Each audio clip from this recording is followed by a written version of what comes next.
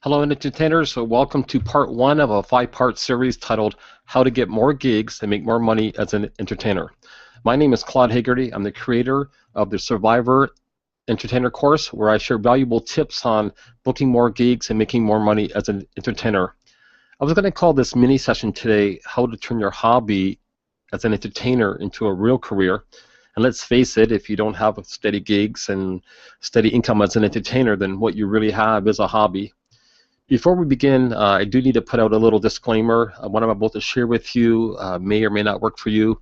The reason I say that, I don't know you, I don't know your talent, I don't know your work ethic, but I will tell you this. What I'm about to share with you has helped me to book and perform in more than 11,000 magic shows. I've been able to average 350 to 400 gigs a year, and I could easily book more if I really wanted them. This also might not be for you if you already have all the gigs that you want and you're making more than enough money. And there's lots of performers out there in that category, and that's for sure. However, if you find yourself wanting more gigs and wanting to make more money, I believe that this five-part series will surely point you in the right direction. Today, I'd like to share with you what I think is one of the most important factors in getting higher paid gigs. And I've been in this business for 33 years, and just about every day I hear of an entertainer that is very talented. They're well rehearsed, they're very talented, and yet these entertainers never get off the ground because of their own mindset. In my Entertainer Survivor course, we share numerous mindsets that have helped me to keep it all together for 33 years. Again, booking over 11,000 magic shows and keeping all the obstacles in check. Today in this mini broadcast, I'd like to share with you three of those mindsets. The first mindset I'd like to share with you is regarding an agent. Many times I hear entertainers say, if I only had an agent, I would be home free. That's all I need. There are a lot of good agents out there, I will say that. Trying to find them might take a while. And I'd like to share just a couple little stories that happened to me. I remember one day going into an agent's office, and the agent sat me down, and the first thing the agent did was to show me the Rolodex. And he said, look here, he says, I represent over 1,000 entertainers. I said, wow, that's pretty good, 1,000 entertainers. And I said, okay, and how many hours a week do you work here? And he said, oh, he works here 9 to 5 every day, Monday to Friday. So I said, so if you work 40 hours a week and you have 1,000 entertainers, how much time would you spend on each one of those? And he looked at me and he said, what do you mean? I said, well, if you have 1,000 entertainers you're representing and you only have 40 hours a week, that means you could spend 3 or 4 minutes in each one, perhaps. I said, I would be willing to bet that 70 or 80% of the people in that file box probably don't even get a gig. And he didn't want to comment on that. I remember going to another agency, and let's face it, if you were one of those 1,000 people, what's your odds of getting a gig? Also remember the time when I went to see an agent, and I said, oh, good, you hire all these acts? He said, yes, I do. And I asked him about the magicians. He said, yeah, I represent 3 magicians. I said, oh, are they really good? He said, yeah, they're fantastic. And I said, good, who are they? He didn't even know their name. He had to go look through the file box to get their names. You would have think that if he was booking a lot of gigs for these entertainers, that he would have known their names. So the first mindset that really helped me is I realized that if I was ever going to be successful, if I was ever going to have a long career, that I needed to have the ability to book my own gigs. So if there's one thing that I could give to you from a guy who's been in this business a long time is, become an expert in getting the gigs, because then you'll never be out of work again. With my 11,000 gigs, about 5 shows came from an agent, and the other 10,995 came from my own efforts.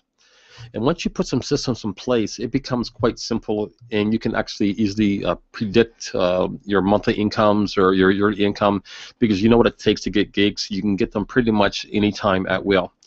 Whether you learn from me or from someone else, spend some time on what it takes to getting the gigs. Many entertainers are finding it harder because they believe that the tough times that people can't afford to book them, or they can't afford to hire them at a decent pay. Mindset number 2 that has helped me is that opportunity is everywhere. And here's what I suggest you do. I suggest you take a map and you figure out where you are on the map, what city that you live in, and you draw a circle 2 or 3 hours from your home. And you draw that circle out. And I want you to take a few minutes, and I want you to think about this, and I want you to answer this for me. In that circle, 2 or 3 hours from where you're located, how many elementary schools are looking to inspire and to teach their students in whatever unique way that they could find? How many of these schools are looking for fundraising opportunities? How many high schools are looking for fundraising opportunities? How many conventions are going on in that circle within the next year? How many senior homes do you think are looking to entertain their clients? How many trade shows do you think will be happening within that distance in a 1-year period? How many fairs, festivals, and exhibitions will be looking for an act that can entertain their crowds? How many service clubs like Rotary, Lions, Optimus, Kiwanis have events going on in the next 6 to 12 months? How many shopping malls do you think would be looking for ways that they can bring customers to their mall? How many children agencies do you think are looking for a little inspiration or fundraising? How many hospitals do you think are looking for ways to entertain some of the children or some of the guests and the residents in the hospitals and maybe do some fundraising for the hospital? How many nightclubs do you think are looking for an act of some kind that can bring people to their club? How many restaurants are looking for ways to bring in more clients? How many theaters do you think are looking to partner with entertainers to put on some events that put people in their theater? How many churches do you think are looking to bring more people to their church or to fundraise? The list goes on. And this is all within 2 or 3 hours of your home, and yet the majority of entertainers sit there with no gigs. Can't find an opportunity. No one's hiring anywhere. And they're waiting for the agent to call. Ladies and gentlemen, there's hundreds and hundreds and hundreds of gigs in your community. I feel very confident that, I don't know where you're from, but I feel very confident that I could come to your community and I could find a gig within a few hours. And it would be easy. I would just approach any one of the above with an opportunity. As I mentioned, I would contact one of them with a win-win opportunity. And if you were to contact any one of the above yourself with the right proposal, they would book you too. And chances are they are not going to come and knock on your door, so you pretty much have to approach them. And this is how I booked my 11,000 magic shows. I simply approached about 13,000 clients, and about 80% said, sure, let's do something. Mindset number 3 is I will not prejudge. This is a big problem. Prejudging is when you think you know the outcome on some feeling, some theory that you have, maybe a gut instinct, and you start to think that maybe the client wouldn't be interested. You think maybe they couldn't afford it. You think maybe they've already perhaps booked someone else. You think that maybe you don't have what they're looking for, or one of the other million excuses we make up in our mind so we don't have to approach the client. We just assume that the answer wouldn't be positive, so we never contact them. And salesmen do it all the time, and they talk themselves out of a deal without ever approaching the client. They do this because they fear being rejected, and it costs them thousands and thousands of dollars in commissions. And entertainers are just as bad when it comes to prejudging. I've learned this the hard way. Let me tell you a story. One day, I was putting on an event in a city, and I was thinking of approaching a client that I'd done business with in the past. And I kind of thought about it for a little bit, and I kind of talked myself out of it, thinking that this opportunity I was working on was probably, I figured that my other client probably couldn't afford it. So I actually approached one of their competitors with this opportunity, who wrote the check, and we actually put on this event. And it was quite successful. And just as I was leaving the stage, my former client was waiting at the bottom of the stairs, and she said, "Mr. Hegarty, nice event. Why didn't you contact us with this? We had done business with you in the past." And I looked at her and said, "Well, I'll be straight up. I thought maybe this was beyond your means."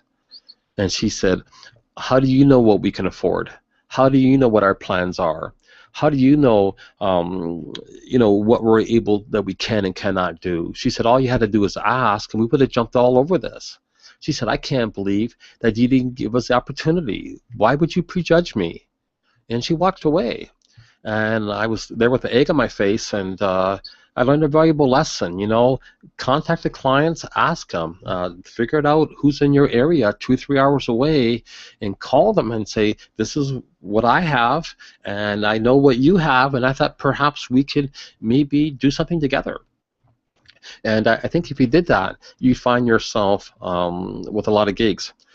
Think of this: if you were to take an hour a day and you were to contact even 3 or 4 possible clients in your 2 or 3 hour neighborhood where you want to perform, and you were to take an hour a day and you contacted 3 or 4 and you did it about 5 days a week, you would start contacting 15 to 20 possible clients a week with an opportunity to hire you and they partner up in like a win-win opportunity. You'd find yourself probably with 6 or 8 gigs a month. And that's just if you get 10%.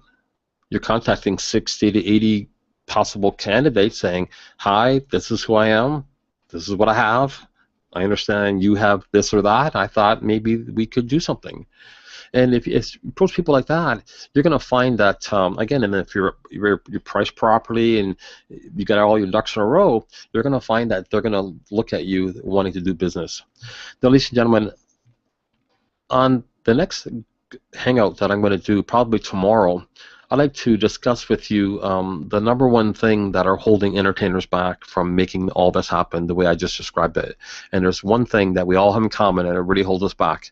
Look for my next Google Hangout tomorrow. Now, for those of you who check out my Facebook page on the Entertainment Headquarters, the link will be below. I will post all 5 of these videos on the Facebook page on how to make more money as an entertainer and book way more gigs. Now, I also have them on the main website, which is entertainerheadquarters.com, and again, the links are on the bottom.